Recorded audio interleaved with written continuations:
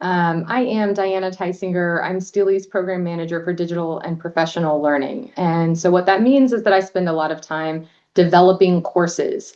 And because of that, it was kind of a natural extension when we started our work on digital content accessibility to have me provide a little bit of leadership and programming in that area. I'm also just have a personal interest in advocating for equal access to education. That's been a lifelong value of mine. So I'm really happy that I get to share some of that passion in my day job now. What are we going to do today? We're going to start with a quick definition of digital accessibility so we can all learn from the same starting point. We're going to talk a little bit about why it matters, and I'm going to share with you STLI's approach to digital accessibility, kind of our position on this. I'm going to show you 2 easy changes that you can make right away to proactively make more accessible documents and slideshows. So we're going to look at alternative text, also affectionately known as alt text, and we're going to look at styles and headings. I do have a bonus tip because I'm always going to share this if I get the opportunity to. I'm going to show you 3 things to try in Blackboard if you are a person who builds courses or shares resources with learners in Blackboard. And then, as I said, I'll connect you at the end with some accessibility resources and events to answer your other questions related to accessibility. So what is digital accessibility? What we mean by that is we're making websites, tools, and technologies so that people with disabilities can use them. Even though a lot of accessibility work has this focus or this lens on people with disabilities, we know that the proactive things we do to make content more accessible benefit all learners, even those without disabilities. So if you're thinking, I'm not sure if this applies to me, I'm going to try to convince you that it does. Number 1, William & Mary has a core value here that who comes here belongs here. So we want to make sure that that is inclusive of as many types of learners as possible. The other thing that we know about college students in particular is that they do not always disclose needs for accessible resources. They do not always disclose disability status. And yet we know that our students across campus are using alternative formats of documents. They are having their course readings read to them by a screen reader. They are downloading the podcast version of a lecture video that is posted. We can see that in the background on Blackboard, that those alternative formats are being used. It's also required. This is the least important, but I do want to make sure that I mention it. As of right now, in April 2026, there's a federal guideline that requires us to make all digital content accessible for those with hearing, vision, cognitive, and manual disabilities. So what I'm going to show you today, a couple of small steps in that direction. STLI's position on this is that we're offering training so instructors can create accessible digital course content from the start. I wouldn't normally read you a slide, but this is a lot of text and you might be looking at your lunch, so I am going to take a moment to read it. We collaborate with other William & Mary units to achieve this through quick bites, welcome, you're here, departmental roadshows, online resources, and individual consultations with instructors. That's my favorite because we can really get into what you're working on. When digital course content requires accessibility optimization, we recommend making reasonable changes to increase accessibility where possible. In cases where course changes would cause an inequitable or undue burden for instructors, we advocate for additional university support. Discussions about additional support for the revision of digital course content are ongoing at the institutional level. And I just want you to have that context and be aware, because I think sometimes there are misconceptions about what people are being required to do. And it can feel a little bit scary if you're realizing for the first time that your content doesn't meet those accessibility standards. And then you hear there's this federal guideline coming in April of 2026. So the goal today is to give you some proactive strategies to help you make these reasonable changes to increase accessibility. All right, let's look at the first one. I'm going to come out of full screen mode so I can jump into an actual document and demo this for you. So when we talk about alt text, what we mean is that for a user who is not sighted and who is relying on a screen reader to interact with your content, when they get to an image, like this lovely image of some William and Mary graduates, very happy about finishing their time at William and Mary, the screen reader needs information to understand and to process what this image is. And the end user needs that information to be meaningful and detailed. So the way that we do this in Google Slides, Google Docs, it's the same process in most programs that you're in. Your interface might look a little bit different if you're on a Mac versus a PC. If you have a different operating, like a different version of Windows than what I'm running, it might look a little different. But in general, what you'll do to add alt text, and I am going to click over, let's see. I have an image here, and in Word now, and I will show you this, it's going to automatically suggest some alternative text, and I can decide if that mirrors what I want.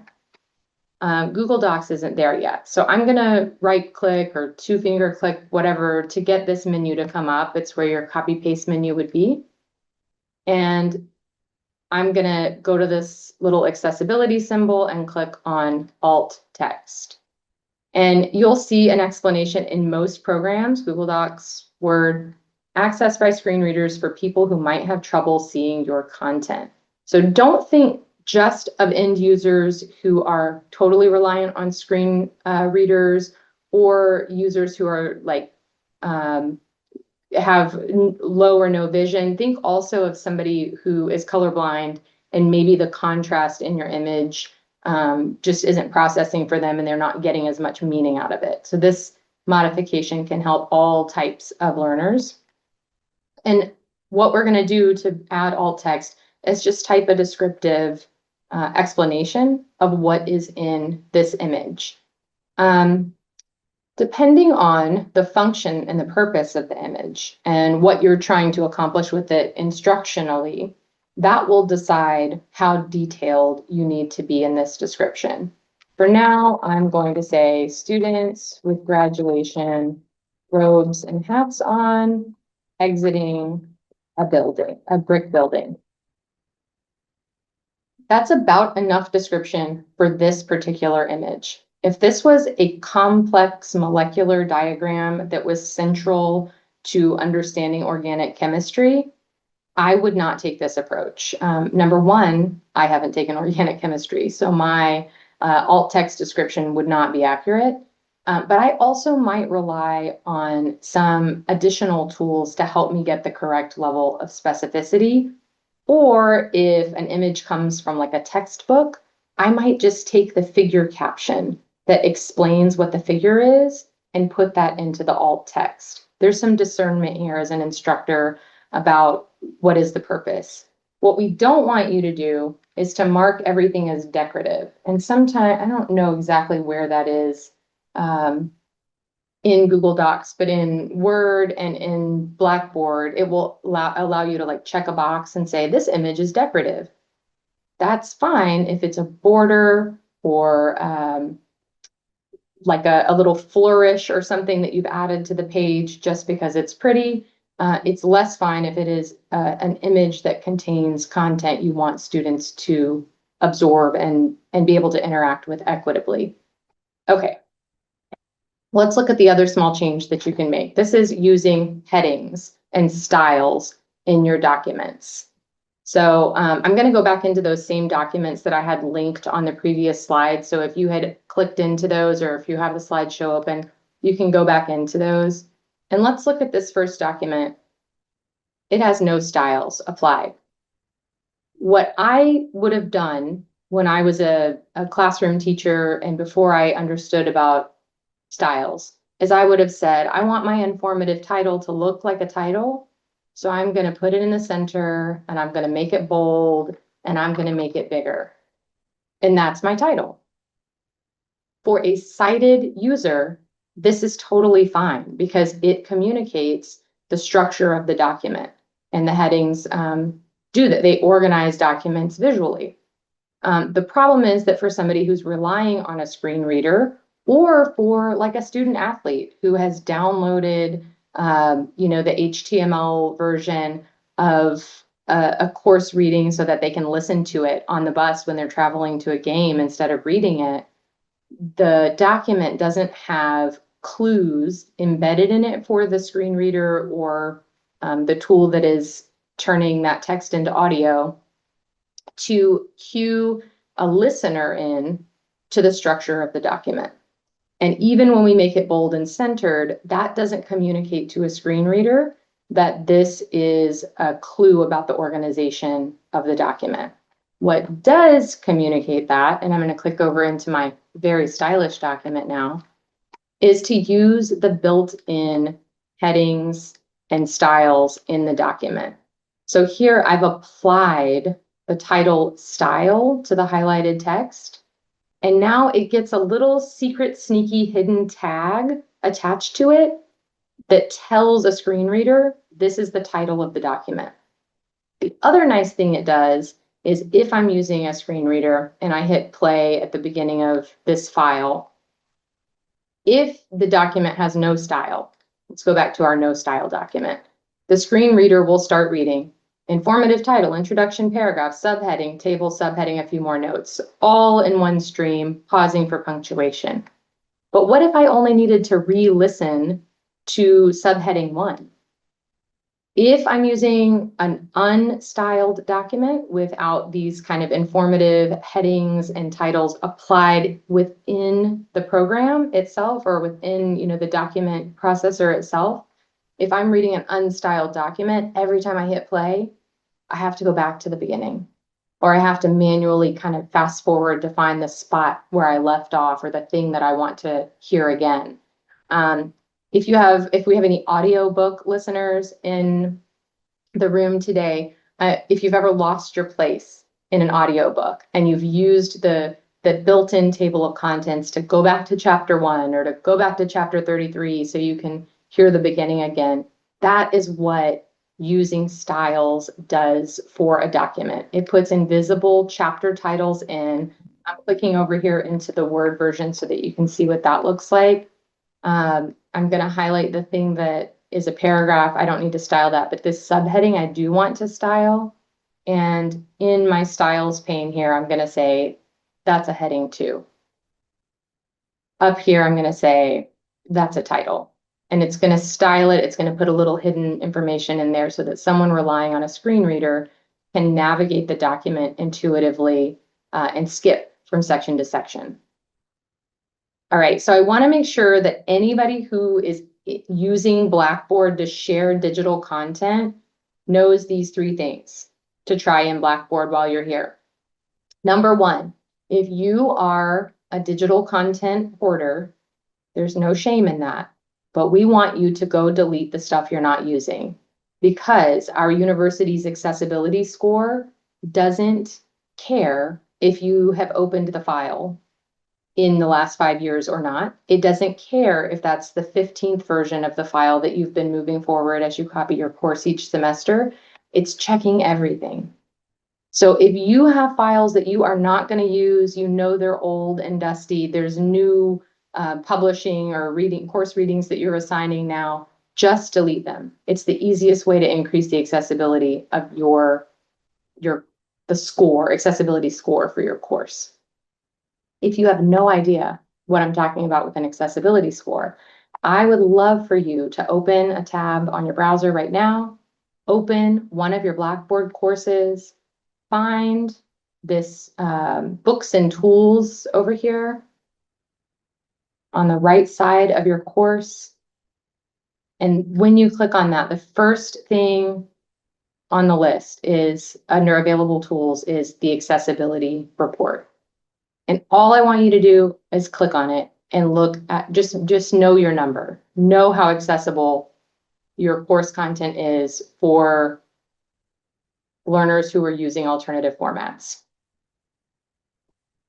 If it's 89, you don't even have to contact me. That's fine. Good job. Pat yourself on the back and move on with your day. If it's 39, That's also exciting because it means you have a lot of room to improve. And I am going to be so excited to talk with you, or invite you to a workshop, or let you kind of figure out what you can. If you like to just click around on your own, that's fine too.